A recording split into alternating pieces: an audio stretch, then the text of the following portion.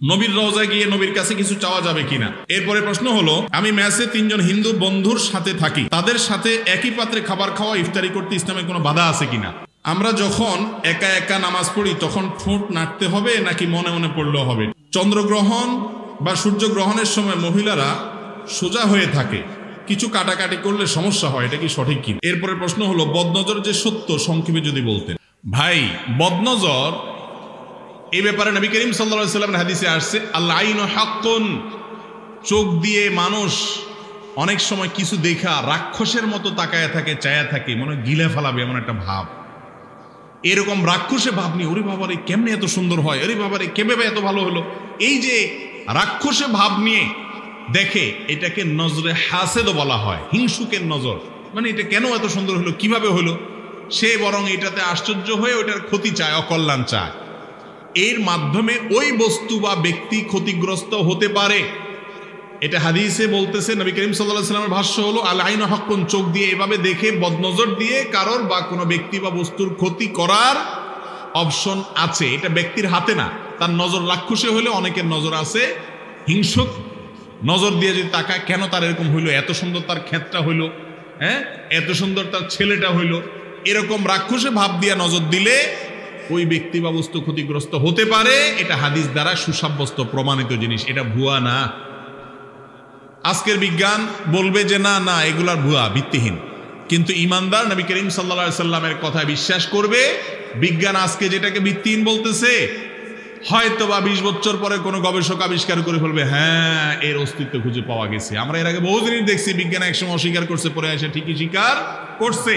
কিন্তু মুহাম্মদ রাসূলুল্লাহ সাল্লাল্লাহু আলাইহি সাল্লাম যেটা বলেছেন সেটা কখনো ভিত্তিহীন হতে পারে না। এই জন্য বদনজরের বিষয়টি সত্য। এখন কথা হলো, তাহলে আমরা কি করব, চোখে কি আমরা সব টেপ দিয়ে রাখবো যদি বদনজর হয়ে যায়? উত্তর হলো, কোন বস্তু, কোন ব্যক্তি, একজনের ছোট শিশু আনছে, আপনি দেখে বলতেছেন এত সুন্দর, এটা দেখে আপনার কাছে খুব অবাক লেগেছে, আপনি খুব আশ্চর্য হয়েছেন, সাথে সাথে আপনি যদি তাবারাকাল্লাহ পড়েন, মাশাআল্লাহ বলেন, মাশাআল্লাহ তাবারাকাল্লাহ বলেন, ইনশাআল্লাহ এই নজরে তার কোনো ক্ষতি হবে না, হাদিসে আসছে। আর যদি মনে হয় কারোর নজর লাগছে, এটা আমি আমার কথা বলতে পারি ব্যক্তিগতভাবে, আমার জীবনে আমি দেখেছি বদনজর কিভাবে লাগে। একজন মানুষ, সে একটা মন্তব্য করছে এবং তার নজর লাগছে, সে খুব আশ্চর্য হয়ে তাকাইছে, রাক্ষসের মতো তাকাইছে, এরকম মনে হয়েছে, ঠিকই পরবর্তীতে ক্ষতিগ্রস্ত হয়েছে। বাচ্চাদের ব্যাপারে এটা একটু বেশি হয়, অন্যদের ব্যাপারেও হয়। এই বদনজর যদি লেগে যায়, কথার কথা উনি আমার কোনো একটা জিনিস দেখা খুব বেশি অবাক হয়ে, আশ্চর্য হয়ে, রাক্ষসের মতো চায়া রইছে, নজরে হাসেদ বা হিংসুকের নজর দিয়া দেখছে, তখন এর মাধ্যমে যদি আমি ক্ষতিগ্রস্ত হই, কথার কথা আমার অসুখ হয়ে গেল, সুন্নাত হলো ওই ব্যক্তির কাছ থেকে পানি পড়া নেওয়া। সে পানি পড়া নেওয়া মানে হলো তার শরীর ধোয়া পানি, সেটা হাত ধোয়া পানি হতে পারে, মুখ ধোয়া পানি হতে পারে, কোন একটা পানিতে সে আঙ্গুল চুবাই দিতে পারে। যদি সেই সুযোগ না থাকে, আবার পানি নিতে গেলে মাইর দিবে যে তুমি আমার পানি নিতে এসো কেন, আমি কি দোষ করছি। তাহলে সেক্ষেত্রে সেই যে জায়গা বসে, ওই জায়গা মুছে ওইটা ধুইয়া সেই পানি ওই যার নজর লাগছে তার শরীরের উপরে ঢাইলে দিলে, গোসল করে দিলেন, এতে বদনজর দূর হয়। এটাও হাদিস দ্বারা প্রমাণিত। অনেক কিছু আছে ইসলামের স্পিরিচুয়াল দিক, আধ্যাত্মিক দিক, যেগুলার বাহ্যিক কোনো কুলু আপনি খুঁজে পাবেন না, ঠিকই তার একটা বাস্তবতা আছে। সেই জিনিসগুলো কোরআন এবং হাদিস যেটাকে সমর্থন করেছেন সেটাই শুধু আমরা বিশ্বাস করব। তবে এরকম অনেক কুসংস্কার আছে যেগুলো শরীয়ত দ্বারা, কোরআন হাদিস দ্বারা প্রমাণিত নয়। কিন্তু বদনজরের বিষয়টা কি আছে, কোরআন হাদিস দ্বারা প্রমাণিত আছে। আমাদের দেশে মানুষ বদনজর থেকে বাঁচার জন্য বাচ্চাদের কপালে এখানে কালো টিপ দেয়, দেখছেন আপনারা, গলায় কাইতন লাগায়, হাতে কাইতন লাগায়, গিরাটিরা দেওয়া, এগুলা ভুয়া। এগুলা করতে হাদিসে নির্দেশ আসে নাই। আপনি বাচ্চা এমনি সুন্দর দেখা যাওয়ার জন্য টিপ দেন, সেটা ভিন্ন কথা, জায়েজ আছে। কিন্তু টিপ দিছেন এই জন্য যে তাহলে মুখ লাগবে না, এটা ভুল। ক্ষেতের মধ্যে অনেকে দেখবেন যে ওই যে মাটির পাতিলের তলাতে কালি লাগাই দিয়া ঝুলায় রাখে, কেন জানে, বদনজর না লাগে। কেন করে এটা? এই জন্য করে যে ক্ষেতের ফসল দেখা তার খুশি হয়ে আসে, রাক্ষসে ভাব নিয়ে তাকাবে, বদনজর দিবে, গিলে ফেলবে, খাই ভাব নিয়ে তাকায় থাকবে, এটা যেন করতে না পারে। এই জন্য ওই পাতিলের তলায় কালি দিয়া যে তুই কালি দেখ, কালি দেখলে আর তোর আশ্চর্য লাগবে কোত্থেকে, মুড নষ্ট হয়ে যাবে, বদনজর দিতে পারবে না। এ হলো আমাদের বুদ্ধি, কিন্তু এটা হাদিসে বলা হয় নাই। আরে ভাই ওইটা সে দেখে মুড নষ্ট হবে, এরপর আপনার ধান খেতে ধান সুন্দর দেখে আবার সে আপনার এমন কথা বলতে পারে বা এমন ভাবে তাকাতে পারে যে বদনজর লেগে গেছে। এটা ভুল। অনেক সময় দেখা যায় হাড্ডি ঝুলায় রাখে, দেখছেন নি আপনারা, গরুর হাড্ডি, চোয়ালের হাড্ডি ঝুলায় রাখে যে বদনজর না লাগে। এগুলো সব আমাদের মন গড়া। বদনজর সত্য ঠিক আছে, কিন্তু বদনজর লাগলে কি করবেন সেই পরামর্শ হাদিসে দেওয়া আছে। বুদ্ধি হলো আপনার খেতে মাশাআল্লাহ তাবারাকাল্লাহ লিখে ছোট ছোট কয়েকটা সাইনবোর্ড লাগাই দেন পুরা ক্ষেতের মধ্যে। যদি খেতে মানুষের বদনজর লাগবে বলে মনে হয়, এটা লাগাই দেন। এটা লাগাই দিলে ওই লোক যদি ওইটা পড়ে, তাহলে এরপরে সে যতই টাকা বদনজর লাগবে না। কথা কি বুঝাতে পারছি? আল্লাহ তাআলা আমাদের তৌফিক দান করুন। আমরা অনেক সময় দেখা যায় নতুন গাড়ি কিনছি, হুজুর আইনা, আমরা অন টাইমে বিশ্বাসী সব, এখন লং টাইমে আমরা বিশ্বাসী না। হুজুর আনছে, হুজুর বসেন, প্রথম পড়ে ট্রাক, নতুন ট্রাক কিনছি, পয়সা দোয়া দরিদ করে দিয়ে যান, শেষ, আর বদনজর লাগবে না, একবারে শেষ করে ফেলছি। না ভাই, এটা সিস্টেম না। ট্রাকের গায়ে মাশাআল্লাহ তাবারাকাল্লাহ লিখে দেন, এবং বদনজরকারী যাতে দেখে ওইটা একটু পড়ে, ওইটা একবার যদি সে পড়ে যতই থাকে। এরপরে প্রশ্ন হলো, আমার থুতনিতে শুধু দাড়ি বড় করে রাখলে খারাপ লাগে সবাই বলে। আমি দাড়ি ছোট করে রাখতে চাই, কারণ আমার গালে দাড়ি নাই। আমার দাড়ি কাটলে নিজেকে অপরাধী মনে হয়। দাড়ি না রেখে ছোট করে রেখে জান্নাতে যাওয়া যাবে কিনা? ভাইরে, দাড়ি বড় করা এটা নবী করিম সাল্লাল্লাহু আলাইহি ওয়াসাল্লামের নির্দেশ, দাড়িকে বড় করতে হবে। আপনার যদি দাড়ি বড় করলে দেখতে খারাপ দেখা যায় তো যাক, কার কাছে খারাপ লাগলো কার কাছে ভালো লাগলো এটা দিয়ে কি করবেন আপনি? আপনার আল্লাহর কাছে ভালো লাগে, রাসূল করিম সাল্লাল্লাহু আলাইহি ওয়াসাল্লামের কাছে ভালো লাগে, আর দুনিয়ার সবার কাছে খারাপ লাগলো আমার কিচ্ছু আসে যায় না। এটাই হলো মুসলমানের কাজ। এই জন্য ইচ্ছাকৃত ঠান্ডা মাথায় যদি কেউ দাড়ি কাটে, ছাঁটে, ছাঁচে, তাহলে সে গুনাহে লিপ্ত, এবং দাড়ি বড় করা রাখা এটা ওয়াজিব। আমরা যখন একা একা নামাজ পড়ি তখন ঠোঁট নাড়তে হবে নাকি মনে মনে পড়লেও হবে? ঠোঁট নাড়তে হবে সর্বাবস্থায়। একা পড়েন আর জামাতে পড়েন, আপনি মনে মনে পড়বেন মানে ঠোঁট বন্ধ করে মনে মনে পড়লেন, এটা পড়া হবে না। মনে মনে পড়া যায়, মনে মনে তো কল্পনা করা যায়। পড়তে হলে ঠোঁট নাড়া লাগে না? কি বলেন আপনাদের ব্রাহ্মণরা, কি ঠোঁট নাড়া ছাড়া পড়া যায়? ঠোঁট নাড়া ছাড়া পড়া যায়? তাহলে আপনি নামাজে একা একা পড়েন আর জামাতে পড়েন, যেভাবেই পড়েন, ঠোঁট না নাড়লে এটা পড়া বলা হবে না। ঠোঁট বন্ধ, আপনি ঠোঁটে কি সমস্যা আপনার? পড়লে অসুবিধা কি? পড়া হবে না। যদি আপনি মনে মনে পড়েন তাতে কি হবে না? নামাজ হবে। সূরা ফাতিহা আপনাকে ঠোঁট উচ্চারণ করে ঠোঁট নেড়ে পড়তে হবে। হ্যাঁ, আপনি যদি এটা বুঝিয়ে থাকেন যে একা একা পড়লে কি আস্তে পড়বে না জোরে পড়বে, উত্তর হলো একা একা যদি জামাত পড়েন, আপনার জামাত ছুটে গেছে, আপনি পুরুষ মানুষ, তাহলে মাগরিব, এশা, ফজর এগুলোতে আপনি একা একাও জোরে কেরাত পড়তে পারেন, এবং এটাই বরং উত্তম যে আপনি একামত দিয়ে একা একা জোরে পড়বেন ইমামতের নিয়তে। কেউ থাকলে আপনার সাথে শেষে এসে যোগ দিল, আর আসতে পড়লেও কোনো অসুবিধা নাই, কিন্তু ঠোঁট নাড়াতে। নবীর রওজায় গিয়ে নবীর কাছে কিছু চাওয়া যাবে কিনা? আল্লাহ তাআলা তার নবীকে আমাদের জন্য দিয়েছেন অনুসরণ করার জন্য, সাল্লাল্লাহু আলাইহি ওয়াসাল্লাম। তার জন্য দোয়া করতে হবে, দুরূদ প্রেরণ করতে হবে, তার অনুকরণ অনুসরণ করতে হবে। তিনি কিভাবে চলতে বলেছেন সেভাবে চলতে হবে, কারণ তিনি আমাদের জান্নাতের পথ প্রদর্শক। জাহান্নাম থেকে আমাদেরকে রক্ষা করার জন্য পৃথিবীতে এসেছেন, আমাদের হেদায়েতের জন্য, পথ দেখানোর জন্য এসেছেন। তাকে অনুসরণ করতে হবে। এর বাইরে তার কাছে তার ওয়াফাতের পর অলৌকিকভাবে সাহায্য পাওয়ার জন্য রওজায় গিয়া হে রাসূল আমাকে এটা দাও, এটা বলা যাবে না। আমরা নামাজের মধ্যে বলি ইয়াকা না'বুদু, আল্লাহ শুধু তোমার ইবাদত করি, ওয়া ইয়াকা নাস্তাঈন, এবং শুধু তোমার কাছে সাহায্য চাই, অলৌকিক কোন শক্তির কাছে আর সাহায্য চাই না। নবীজি নিজেই বলেছেন ওয়া ইযা সাআলতা ফাসআলিল্লাহ, তিনি তার এক প্রিয় সাহাবীকে বলেছেন যখন কিছু চাইবা আল্লাহর কাছে চাইবা, ওয়া ইযা ইসতাআনতা ফাসতাঈন বিল্লাহ, যদি সাহায্য প্রার্থনা করতে চাও আল্লাহর কাছে সাহায্য প্রার্থনা করবা। তাহলে বোঝা গেল নবীজি সাল্লাল্লাহু আলাইহি সাল্লামের রওজা গিয়ে তার কাছে কিছু চাওয়া এটা জায়েজ নাই, শিরকি। মেয়েরা পর্দা করা ছবি ফেসবুকে দিতে পারবে কিনা? পর্দা করা ছবি যদি হয়, একদম সত্যিকারের পর্দা যদি হয়, নাক মুখ সব বন্ধ, তাহলে এটা ছবি ফেসবুকে দিলি কিনা দিলি, এটা দেওয়ার কি যুক্তি? এটা দেওয়ার কোনো যুক্তি আছে? মেকআপ টেকআপ সব বন্ধ করে যদি দেয়, তো এখন এটা দেওয়ার কি যুক্তি থাকতে পারে? এটা দেওয়া উচিত না। ফেসবুক তো এখনো বাধ্যতামূলক করে নাই, করছে যে তোমরা ফেসবুকে প্রোফাইল পিকচারে ছবি দিতে হবে, না হলে তোমার অরিজিনাল ছবি না দিলে তোমার আইডি থাকবে না, এরকম তো বাধ্যতামূলক করে না। বাধ্যতামূলক করলে দরকার আইডি চালাবে না। তাই বলে একজন মুসলিম নারী তার চেহারা, তার সৌন্দর্যকে অন্যদের সামনে প্রকাশ করবে, তারা দেখে তাকে নিয়ে বাজে চিন্তা করবে, এইটা কোনো মুসলিম সম্ভ্রান্ত নারীর দ্বারা সম্ভব হবে না। যাদেরকে নিয়ে অন্যরা বাজে চিন্তা করলে তাদের কিচ্ছু আসে যায় না। নিজের ইজ্জতের ব্যাপারে যারা এতটুকু আত্মসম্মান বোধ নাই, এই ব্যক্তির কথা ভিন্ন। অতএব মহিলারা বিভিন্ন ফুল বা অন্য কোনো কিছু দিয়ে রাখতে পারে। আর যদি আপাদমস্তক পরিপূর্ণ ঢাকা ছবি দেয়, যে ছবি থেকে তার শরীরের কোনো অঙ্গ প্রত্যঙ্গ বোঝা না যায়, তাহলে সেক্ষেত্রে গুনাহ হবে না। কিন্তু প্রয়োজন ছাড়া এটা না দিয়ে অন্য কিছু দিয়ে প্রোফাইল পিকচার চালানো যায়।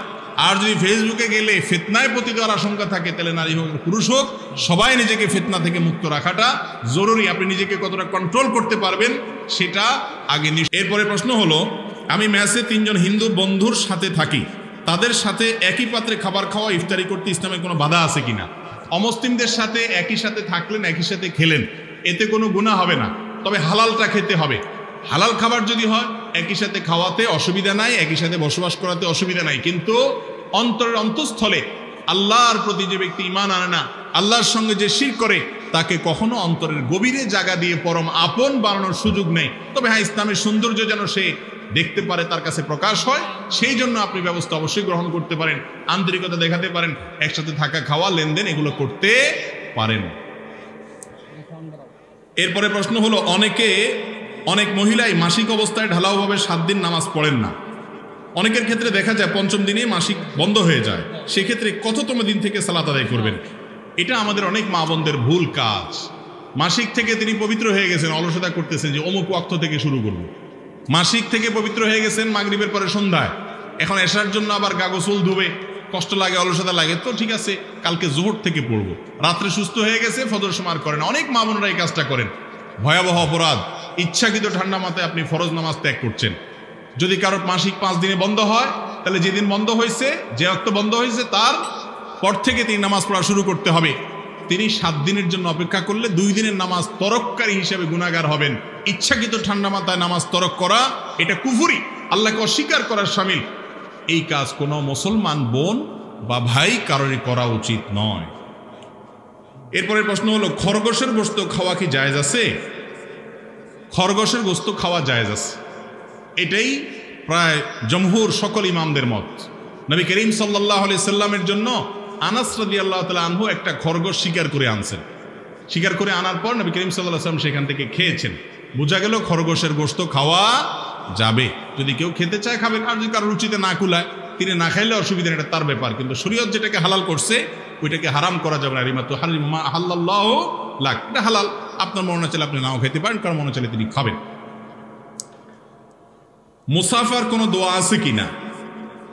মুসাফা করার জন্য একটা দোয়ার কথা আবু দাউদে বর্ণিত হয়েছে। সে হাদিসের সনদকে কোনো কোনো মুহাদ্দিস যায়ীফ বলেছেন, কিন্তু এ বিষয়ে আরো বিভিন্ন বর্ণনাকে একত্র করলে দেখা যায় যে মুসাফা করে আরেকজনের সাথে, এই মুসাফার সময় তারা একে অন্যের জন্য দোয়া করাটা, মাগফিরাতের দোয়া করাটা, এটা মুস্তাহাব, ভালো। ইয়াগফিরুল্লাহু লানা ওয়া লাকুম, আল্লাহ আমাদেরকে, তোমাদেরকে, আমাকেও তোমাকে মাফ করে দেখ, এইভাবে দোয়া করা যেতে পারে। মুসাফা 1 হাতে করার বিষয়ে হাদিস আছে, আবার 2 হাতে করার বিষয়ে হাদিস আছে। এটা নিয়ে আমাদের ভেজাল করার কিছু নাই যে একটাই শুদ্ধ আর একটা অশুদ্ধ, বরং দুইটাই হাদিস দ্বারা প্রমাণিত আছে। আর মুসাফার দোয়া এটা খুব শক্তিশালী, একেবারে সুস্পষ্ট, একেবারে বিশুদ্ধ কোনো হাদিস না থাকলে ওই বিষয়ে অনেকগুলো রেওয়ায়েত আছে, সবগুলো একত্র। মানুষ মারা গেলে সুদখোরকে দিয়ে কবর করা যাবে কিনা? এলাকায় যদি সুদখোর ছাড়া আর কেউ না থাকে, সবাই সুদখোর হয়ে যায়, তাহলে কবর তো দিতেই হবে ফরজে কিফায়া। বাকি কবর ফরজে কিফায়ার কাজ এলাকার মুসলমানরা দিলেই চলবে। সুদখোর দিলে যে কবর হবে না ব্যাপারটা এরকম না, কিন্তু একজন ভালো মানুষ থাকলে কেন একজন সুদখোরকে প্রাধান্য দেওয়া হবে? যদি সুদখোর কবর দিয়ে দেয় তাতে কবরওয়ালার কোনো ক্ষতি হবে ব্যাপারটা এরকম না, কিন্তু দায়িত্বশীলরা এটা অবহেলা করলে। আমাদের দেশে কবর দেওয়াটা একটা নর্মাল কাজ, অথচ বড় ইবাদত এবং সবের কাজ। মান নাকি 786 হয়, আমি গুনে দেখিনি, তো এই জন্য বিসমিল্লাহির রহমানির রহিম না লেখে 7, 8, 6 সংক্ষেপে লেখে। ওই তাবিজালারা যেরকম তাবিজের মধ্যে কতগুলো নাম্বার দেয় শুধুমাত্র, দেখছেন, সাংকেতিক, একই পদ্ধতিতে। এটা জায়েজ নাই। মুসলমান প্রত্যেকটা কাজ শুরু করবে বিসমিল্লাহ দিয়ে। নবী করিম সাল্লাল্লাহু আলাইহি ওয়াসাল্লাম বলেছেন, কুল্লু আমরিন যিবা লাম ইবদা বিসমিল্লাহ ফাহুয়া আবতার ওয়া ফি রিওয়ায়াতিন ফাহুয়া আখতা। কোনো কাজ গুরুত্বপূর্ণ বিসমিল্লাহ ছাড়া করলে সেটা অপূর্ণাঙ্গ থাকে, বিসমিল্লাহ পড়তেই হবে। বিসমিল্লাহ পড়ার জায়গায় 786 বললে হবে না। তাহলে তো আমরা নামাজে আর এত কষ্ট করে 30 পারা কোরআন খতম দিতে হাফেজরা রমজান এত কষ্ট করে কেন? এভাবে হিসাব নিকাশ করে 786, 882, 201, 303 বলে বলে সূরাগুলোর শুধু সংকেত বললে 2 মিনিটে কোরআন খতম হয়ে যাবে। এটা পুরাটাই ভাওতাবাজি। আর এই আবজাদি অক্ষরের ইতিহাস যদি দেখেন আপনি গুগলে দেখবেন, এনসাইক্লোপিডিয়াতে, এমনকি আপনার উইকিপিডিয়াতেও তথ্য আছে। এগুলো আসছে মূলত এক সময়ের অগ্নিপূজক বা তারও আগের কোনো কাফেরদের কাছ থেকে। এরপরে এটা ভারতে হিন্দুদের কাছ থেকে এটার বিস্তার ঘটেছে এবং এটা আস্তে আস্তে সামনে ক্রমাগতির দিকে এগিয়েছে, অর্থাৎ সেটা ক্রমবিকাশ হয়েছে। এই আবজাদি, এই হরফের কোনো সংখ্যা স্থাপন এটা না সাহাবীদের থেকে না সালাফ থেকে এর ব্যবহার স্বীকৃত, বরং এর মাধ্যমে যত রকমের জাদুবিদ্যা এবং অপকর্ম এগুলো সব করা হয়। এজন্য কোরআনের কোনো আয়াতকে সাংকেতিক চিহ্ন দিয়ে বোঝানো এটা জায়েজ নাই। বিসমিল্লাহির রহমানির রহিম লিখবেন 27। এরপরে প্রশ্ন হলো, স্বামীর দিকে বেশি তাকালে হায়াত কমে যায়, এটা কতটুকু সহি? লা হাওলা ওয়ালা কুওয়াতা ইল্লা বিল্লাহিল আলিয়্যিল আযীম। স্বামীর দিকে তাকাইলে যদি হায়াত কমে যায় তাহলে কার দিকে তাকাবে বেচারি?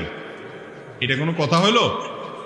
হ্যাঁ, উল্টা না হওয়া দরকার ছিল যে স্বামীর দিকে তাকাইলে হায়াত বাড়ে, এটা না হওয়া দরকার ছিল। যদি এই দুইটার কোনোটাই হাদিসে বলা হয় নাই। স্বামীর দিকে মহব্বতে ভালোবাসার দৃষ্টিতে তাকাইলে তো সব হবে ইনশাআল্লাহ, হায়াত কমবে কেন? একেবারেই ভুয়া ভিত্তিহীন কথা। কোত্থেকে এই সমস্ত আজগবি মাসালা আমাদের দেশে গ্রামাঞ্চলে এখনো প্রচলিত আছে, এখনো মানুষ সচেতন হয়নি। স্বামীর দিকে তাকাইলে, মহব্বতের সাথে তাকাইলে সওয়াব হবে ইনশাআল্লাহ। আবার স্বামীও তার স্ত্রীর দিকে মহব্বত এবং স্নেহের পরশে তাকালে সেটাও তার জন্য সওয়াব হবে ইনশাআল্লাহ। আল্লাহ বলেছেন ওয়াশিরুহুন্না বিল মারুফ, সুন্দরভাবে জীবনযাপন করতে হবে, তাদের সাথে ভালোবাসা বিনিময় থাকতে হবে। স্বামী স্ত্রী যত সুসম্পর্ক থাকবে, যত মিল মহব্বত থাকবে, তারা এই ক্ষেত্রে অনেক বেশি মুত্তাকি এবং আল্লাহ তাআলার প্রিয় মানুষ হতে পারবে। আর স্বামী স্ত্রী সারাদিন ঝগড়া লাগে, কথায় কথা শুধু তালাকের কথা বলে, বই বাপের বাড়ি চলে যাওয়া ধমক দেয়, স্বামী তালাকের ধমক দেয়, দুইটাই অমানুষ এবং ছোট লোক। যারা ভুল ত্রুটি হবেই, একসাথে থাকতে গেলে স্বামী স্ত্রী অনেক উল্টাপাল্টা হবে, তারপরেও যদি মিলেমিশে থাকে। স্বামীর একটা দোষ দেখছি, আমার স্বামীর অনেক গুণ আছে মাশাআল্লাহ, যেগুলো অন্যের মধ্যে নেই। স্ত্রীর একটা দোষ দেখছি, মনে করতে হবে আমার স্ত্রীর একটা দোষ পাইছি, বহু গুণ আছে আল্লাহর রহমতে। ক্ষমার মানসিকতা থাকবে ইনশাআল্লাহ, এই স্বামী স্ত্রী মুত্তাকিদের মধ্যে শামিল হবে যদি অন্য দিকগুলো তাদের ঠিক থাকে। এই জন্য আমাদের স্বামী স্ত্রী এক অন্য দিকে দেখলে আশ্চর্য কথা, স্বামী যদি স্ত্রী যদি স্বামীর দিকে তাকালে হায়াত কমে যাবে, চাই কোন দিকে তাকায় থাকবে? এটা কোনো কথা? যার সাথে বসবাস, উঠা বসা সারাদিন, সে বুঝে নিচের দিকে তাকায় থাকবে। আল্লাহ তাআলা আমাদের চন্দ্রগ্রহণ বা সূর্যগ্রহণের সময় মহিলারা সোজা হয়ে থাকে, কিছু কাটাকাটি করলে সমস্যা হয়, এটা কি সঠিক কিনা? এটা কোনো কথা হলো? এই যে কয়দিন আগে চন্দ্রগ্রহণ হয়েছে, অনেক দীর্ঘ সময় ধরে, এই পুরো টাইম ধরে বেটিটা সোজা হয়ে থাকবে, এটা কোনো কথা? আমি একটু আগেই বলছিলাম, যত 2 নম্বর মাসআলা, যত ভুয়া ফতোয়াবাজি চলে, এর বেশিরভাগ চলে হলো মহিলাদের বিরুদ্ধে। চন্দ্রগ্রহণের সময় তুমি পুরুষ চান্দ সব করতে পারবা, হ্যাঁ? তুমি সোজা হওয়া, বাঁকা হওয়া, রুকু করা, সিজদা করা, তিরিং বিরিং করে নাচা সবই করতে পারবো। ওই বেচারি মহিলার জন্য ফতোয়া দিচ্ছে সোজা হয়ে থাকবে, এ কোনো কথা হলো? ভুয়া, এর সাথে ইসলামের কোনো সম্পর্ক নাই। চন্দ্রগ্রহণ সূর্যগ্রহণ সময় কিছু কাটলে, অনেকে বলে যে কিছু কাটলে এই এটা গর্ভবতী সন্তান মেয়েদের জন্য বলা হয়, এই সমস্ত কুসংস্কারগুলো বলা হয় যে এটা কাটলে সন্তানের ক্ষতি হবে। একদম ভিত্তিহীন কথা, ভুয়া কথা। আরো বেশি করে কাটবেন মা বোনরা, যাতে করে এই কুসংস্কারটা মন থেকে কি হয়ে যায়, মুছে যায় এবং দূরে চলে যায়। অনেক মহিলা আছে জানে এটা ভুয়া, তারপরেও কাটে না। যদি ক্ষতি হয়ে যায় তাহলে বুঝতে হবে তার ঈমান দুর্বল, আরো ইচ্ছাকৃত বেশি করে কাটতে হবে, কোনো অসুবিধা নাই। অনেক এলাকায় শুনি যে মাসালা জিজ্ঞেস করে, হুজুর বই যদি নাকফুল না পড়ে তাহলে স্বামীর কোনো ক্ষতি হবে কি? আমি বলি, বউ নাকফুল না পড়লে, নাকফুল খুলে ফেললে যদি স্বামীর ক্ষতি হইতো, তাহলে ঝগড়াঝাটির সময় মহিলারা বলতে এই যে অস্ত্র দিলাম খুলা, চান্দ তুই শেষ, জায়গার উপরে বেটা শেষ হয়ে যেত। এটা কোনো কথা হইলো? ফালতু কথা। ওই বেচারে নাকে ফুল দিল না দিল আমার কি? কয় নাকফুল না পড়লে স্বামীর বিরাট ক্ষতি হয়ে যায়। ঝগড়া করলে তো মহিলারা সহজ বুদ্ধি নিতে পারে যে নাকফুল খুললাম বেটা, সোজা হবি না হবি না। এটা সম্পূর্ণ ভিত্তিহীন, যে ভুয়া, এখান থেকেই বোঝা যায়। মহিলাদের ব্যাপারে যত সব 2 নম্বর ফতোয়া, ভুলভাল ফতোয়া দিয়ে আমরা পুরুষরা মাতবরি করি। আল্লাহ আমাদেরকে হেদায়েত দান করুক। তাহলে চন্দ্রগ্রহণ সূর্যগ্রহণের সময় মহিলারা কোনো কিছু, গর্ভবতী মহিলারা কোনো কিছু কাটাকাটি করলে, বসলে, অফিস আদালত, কোর্ট বা কাছারি করে বেতন মাসিক যেমন 20,000 টাকা পায়, 1 মাসে প্রতিদিন বেতনের বাইরে যে টাকা মানুষের কাছ থেকে নেয়, এটাকে হালাল হবে? কোর্ট কাছারিতে চাকরি করলে একটু উপরই দেয়, জিগান লাগে। এই মাসালাটা জিগান লাগে এই জন্য যে অনেকে মনে করে আমি তো ঘুষ খাই না, এমনি খুশি হয়ে আমি পেশকারি করি, আমার সবাই এমনি দেখো ভাই এমনি দিছি, খুশি হয়ে দিছি, চা খাইয়ে দিছি। তো এইরকম যদি দেয় সেটা হালাল হবে না। এটা আইনমন্ত্রী, মাননীয় আইনমন্ত্রী এলাকা, সেজন্য কি মাসালা ভিন্ন হবে ভাই? একই মাসালা হবে সবার জন্য। যেটা হালাল সবার জন্য হালাল, যেটা হারাম সবার জন্য হারাম। যারা চাকরি করেন, এই প্রশ্নটা শেখ বলছেন এটা আবার প্রশ্ন করা লাগে। হ্যাঁ, এটা করা লাগে এই জন্য যে যারা চাকরি করেন তাদেরকে শয়তান বুঝায় হারাম খাওয়ায় কেমনে, বলে যে তুমি তো চাও নাই, তুমি তো চাও নাই, এমনি দিছে, যাহা আসে সাদিয়া তার নাম হাদিয়া, তোমার কাছে সেদে সেদে আসছে, এটা হাদিয়া, অসুবিধা কি? তাহলে একটা গল্প শুনেন, বুখারীতে আসছে নবী করিম সাল্লাল্লাহু আলাইহি সাল্লাম এক লোককে নিয়োগ দিয়েছেন জাকাত কালেকশন করার জন্য। সে সারা এলাকার জাকাত কালেকশন করে আয়না ফালাইয়া বলতেছে, ইয়া রাসূলুল্লাহ, এই নেন আপনার জাকাত, এগুলা রাষ্ট্রীয় কোষাগারের সম্পদ, জাকাত আনছি, আপনি গরিবদের জন্য বন্টন করেন। আর এখানে যেগুলো আছে এগুলো আমাকে মানুষ এমনি দিছে, জাকাত আনতে গেছি আর আমাকে উপরে দিছে, বলে আমরা খুশি হয়ে দিলাম। নবী করিম সাল্লাল্লাহু আলাইহি সাল্লাম বলেন, এই মিয়া, তুমি তোমার বাসায় থাকলে, বাড়িতে পড়ে থাকলে তোমার কেউ দিয়ে আসতো? তাহলে এখন কেন দিস? তুমি চাকরি করো সেজন্য দিস, ওইটাও তুমি রাষ্ট্রীয় কোষাগারে জমা দাও, এটা তোমার জন্য নেওয়া জায়েজ নাই। অতএব যারা চাকরি করেন, সরকারি চাকরি করেন, বেসরকারি চাকরি, আপনার দায়িত্ব পালন করার পর ক্লায়েন্ট আপনাকে কিছু দিলে আপনি নিবেন না। কেন দিবেন আপনি আমাকে? আপনারা এত হাদিয়া দেয়, আমি তো রাস্তা পাশ দিয়ে ঘুরে গেলে কই আমার দেয় না, রিক্সাওয়ালারে 5 টাকার জন্য থাপ্পড় চপ্পড় দিতে যায়, আর আপনার সাথে সাথে 200 টাকা ভরে, কাহিনী কি? বোঝা গেল এটা ঘুষ, বলে হোক না বলে হোক, ঠিক না বেশি? অতএব হালাল উপার্জন করতে হবে, হারাম কাজ করা যাবে না। হালাল উপরে থাকলে আল্লাহ তাআলা বরকত দিবে ইনশাআল্লাহ। হারাম খাবেন, সন্তানরা হারাম সম্পদ দিয়ে তাদের দেহ গঠন করবেন, এই সন্তানরা আপনার জাহান্নামে যাওয়ার কারণ হবে। খবরদার, হারামে আরাম নাই, হালাল খাবেন, সম্পদ বেশি করতে পারবেন না। মনের শান্তিটা বড় শান্তি। মনের শান্তি হবে যে আমি সৎ, আর আশেপাশে সব বাড়ি গাড়ি করে ফেলছে, সব 2 নম্বর চোর ডাকাত, আল্লাহ তাআলা আমাকে হক রাখছেন। চেষ্টা করবো তো ইনশাআল্লাহ। এর জন্য কলিজার আগে কলিজা, যে আমি হারাম নেব না। শরীর বা কাপড়ে একটু জায়গা নাপাক লাগলে কি গোসল করতে হবে, নাকি নাপাক জায়গা ধুতে হবে? শরীরের কোনো এক জায়গা নাপাক লাগলে অনেকে পুরো কাপড় চেঞ্জ করাটা জরুরি মনে করে। মা বোনরা বাচ্চা কোলে নিচে একটা পেশাব করছে, যে জায়গা পেশাব করছে ওই জায়গাটা আলাদা করে ধুয়ে ফেললে পাক হয়ে গেল, কোনো অসুবিধা নেই। পুরো কাপড় তো আর লাগে নাই, যে জায়গা লাগছে শুধু ওইটুকু। শরীরে কোথাও নাপাক লাগছে, যেখানে লাগছে সেটা ধুয়ে ফেললে কি হয়ে যাবে? পাক হয়ে যাবে। গোটা শরীর ধুইতে হবে, গোসল করতে হবে কোনো বাদ। অনেক সময় দেখা যায় মহিলারা এত কঠিন বানায় ফেলছে ইসলামকে, নিজের জন্য কষ্ট হয়। বাচ্চা পেশাব করছে গোসল করে না, বাচ্চা পেশাব করলে গোসল করার জন্য, যে জায়গা পেশাব করছে ওইটুকু জায়গা ধুয়ে ফেললে পাক হয়ে যাবে। ব্যাংকে টাকা জমা রাখলে যে লাভ আসে তার শরীর বিধান কি? ব্যাংকে টাকা জমা রাখলে শুধু ব্যাংকগুলোতে যে লাভ আসে সেটা তো হারাম, এই জন্য সেখানে জমা রাখাও জায়েজ নাই। আর ইসলামী ব্যাংকগুলো যে লাভ দেয় সেটা অনেক ক্ষেত্রে সংশয়পূর্ণ হওয়ার কারণে সেটাও নিজে না খায় কোনো গরিব দুঃখীকে দান করে দেওয়াটা উত্তম। যদি কেউ খায় সরাসরি হারাম খাইছে, এটা বলা জটিল। এটাকে বলা হয় হলো শুবহাত। হালাল এবং হারাম দুটো স্পষ্ট, আর মাঝখানে কিছু থাকে সংশয়পূর্ণ। এই সংশয় থেকে বেঁচে থাকাটাই হলো তাকওয়ার দাবি, হাদিসে সেটি বর্ণিত হয়েছে। কেউ যদি দান করে এবং দান করার পর যদি এটা নিয়ে আবার খোঁটা দেয় তাহলে কি হবে? দান করার পর, উপকার করার পর খোঁটা দেওয়ার বদঅভ্যাস আমাদের অনেকের মধ্যে আছে। ভালো করে শুনে রাখেন, আল্লাহ বলেছেন লা তুবতিলু সাদাকাতিকুম বিল মান্নি ওয়াল আযা, তোমরা দান করার পর খোঁটা দিয়ে, যাকে দান করেছো তাকে কষ্ট দিয়ে, এটা কথা বলে বলে বারবার কষ্ট দিয়ে তোমাদের দানকে নষ্ট করে দিবা না। বোঝা গেল যে খোঁটা দিলে দান নষ্ট হয়ে যায়, এটা সওয়াব পাওয়া যায় না। আর নবী আল্লাহ রাব্বুল আলামিন কোরআনে কারীমে আরো বলেছেন ঈমানদার এবং নেককার এদের বৈশিষ্ট্য কি? এদের বৈশিষ্ট্য হলো তারা ওয়ায়ুতঈমুনা আত-তুআমা আলা হুব্বিহি মিসকিনা ওয়া ইয়াতীমা ওয়া আসীরা, আল্লাহর মহব্বতে মানুষকে, অভাবী লোককে, বন্দীদেরকে দান সদকা করে, এবং তারা বলে লা নুরিদু মিনকুম জাযাআন ওয়ালা শুকুরা, ও ভাই তোমাকে যে দান করছি তোমার থেকে আমি থ্যাঙ্কসও আশা করি না, কৃতজ্ঞতাও আশা করি না, বিনিময় তো দূরের কথা।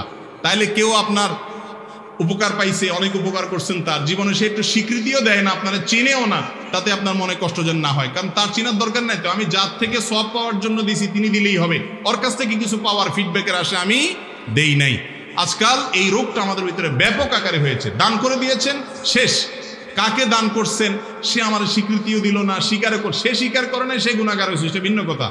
আপনি তার কাছ থেকে থ্যাংক ইউ আশা করতে যাবেন না। আমি আশা করবো শুধু আল্লাহ। কোনো ব্যাপারে প্রত্যাশিত ফল না পেলে আত্মহত্যার পথ বেছে নেওয়া কতটুকু যুক্তিসঙ্গত? কিন্তু আলহামদুলিল্লাহ আমার মাথায় এই চিন্তা আজ পর্যন্ত আসে নাই। ভাই, কোনো কিছু না পাইলে মনের দুঃখে অনেকে আত্মহত্যা করে, অথচ আত্মহত্যা করা কবিরা গুনাহ। ইমানদার কখনো আত্মহত্যা করতে পারে না, কারণ আত্মহত্যা মানুষ তখন করে যখন কোনো আশার আর আলো থাকে না, সকল রাস্তা থেকে নিরাশ হয়ে যায়, এবার আত্মহত্যা ছাড়া কোনো পথ খোলা নেই।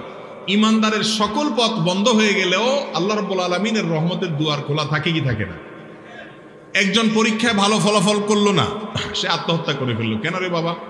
পরীক্ষা ভালো ফলাফল করলেই দুনিয়ার সব জয় হয়ে যাবে এমন কোনো কথা আছে? কত মানুষ পরীক্ষা ভালো ফলাফল করে কিচ্ছু করতে পারে নাই।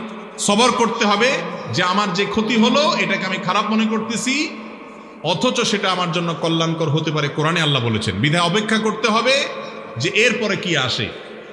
কখনো নিরাশ হওয়া যাবে না। দেয়ালে পিঠ থেকে গেছে, আল্লাহ তাআলার রহমত আসবে, কিছু না আসলে মওত আসবে, মৃত্যুর পরে তো আমার জান্নাত আসবে, কিন্তু আত্মহত্যা করলে এটা কবিরা গুনাহ। আত্মহত্যাকারীর জানাজা এলাকার সম্ভ্রান্ত ব্যক্তিরা পড়বে না, সাধারণ লোকদেরকে দিয়ে পড়াবে, যাতে করে অন্যরা আত্মহত্যা না করে।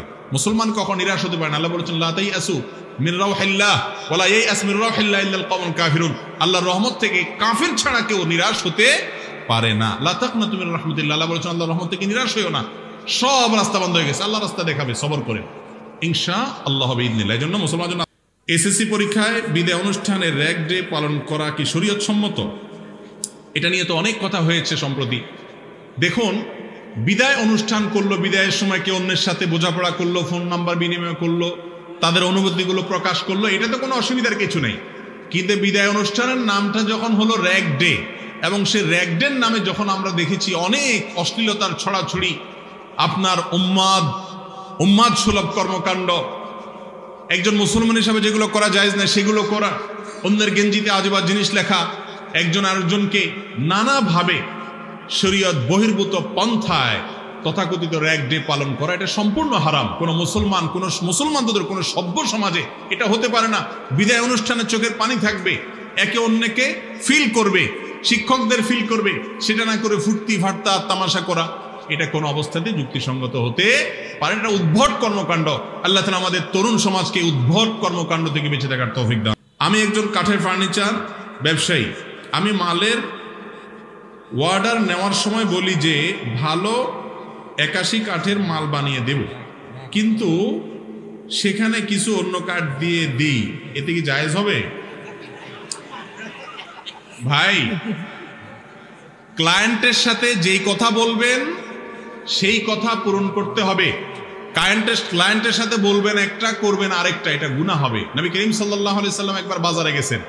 বাজারে যাওয়ার পরে দেখলেন এক লোক কিছু গম বা এ জাতীয় খাবার বিক্রি করতেছে, উপর দিয়া মাশাআল্লাহ সব জর্জরা, একেবারে সুন্দর। নবী সাল্লাল্লাহু আলাইহি সাল্লাম ভিতরে হাত দিলেন, ওনার সন্দেহ হয়েছে, ভিতরে হাত দিলেন, দিয়ে দেখেন সব ভিজা। তখন তিনি বললেন, কিরে, ভিজা গমের এক দাম, শুকনা গমের আরেক দাম, তুমি উপর দিয়ে শুকনা গম দিয়ে দিছো, তলে ভিজা, ব্যাপার কি? বলে, ইয়া রাসূলুল্লাহ, এটা পানিতে ভিজে গেছে, বৃষ্টি বা কিছু একটা পানিতে ভিজে গেছে, এখন আমি তো ক্ষতিগ্রস্ত হয়ে যাবে, জন্য উপরে এগুলা দিয়ে বিক্রি করতেছি। তখন নবী করিম সাল্লাল্লাহু আলাইহি সাল্লাম বলেছেন, মান গাশশা ফালাইসা মিন্না, যে কাস্টমারকে বা অন্য কাউকে ধোকা দেয়, এমনকি কাস্টমার অনেক সময় দোকানদারের ধোকা দেয়, সেটা টাকা আস্তে করে ভাঁজ করে ভরে দেয়, বেচারা ক্যাশে রেখে দেয়, আছে না নাই? যদিও টাকা ছিঁড়লে টাকার মান কমে না, কিন্তু এটার কারণে সেই হ্যাসেলে পড়তে হবে। তাহলে আপনি 2 নম্বরই করে পেঁচায় পুষায় দুইটার ভিতরে আরেকটা ঢুকাই দিয়ে দিলেন, তাহলে আপনিও ধোকা দিলেন, প্রতারণা করলেন। আর কাঠমিস্ত্রি ভাই, আপনি যে মাসআলা জানতে আসছেন সেজন্য আমি আপনাকে ধন্যবাদ জানাই। আর আল্লাহর ভয় আপনাকে দিচ্ছি, কিয়ামতের দিন আল্লাহর কাছে জবাবদিহি করতে হবে। ভাইরে, যেই কাঠ বলবেন সেই কাঠই দিবেন, দাম বেশি লাগলে বেশি হবে, কাস্টমার কম থাকবে, তারপরেও আপনি আপনার নীতি উপরে ঠিক থাকবেন। একটা কথা মনে রাখবেন, ব্যবসার সবচেয়ে বড় অ্যাসেট হলো সততা, বিশ্বাসযোগ্যতা। একবার যদি সবাই জানতে পারে এই লোক 2 নম্বরই করে না, কাস্টমার আর অভাব হবে না। আর অভাব যদি হয়ও, তাহলেও কেউ নিজের ঈমান আমল বিক্রি করতে পারে না। আমরা আজকাল অনেকের দাড়ি টুপি রাখি, সবই ঠিক আছে, কিন্তু কাজে কারবারে দুনিয়ার 2 নম্বরই সব করি, আছে না নাই আমাদের মধ্যে রোগ? অথচ হালাল উপার্জন না করলে দোয়াই কবুল হবে না, জান্নাতে যাবে না সে দেহ যে দেহ হারাম দ্বারা গঠিত হয়। জন্য কাঠমিস্ত্রি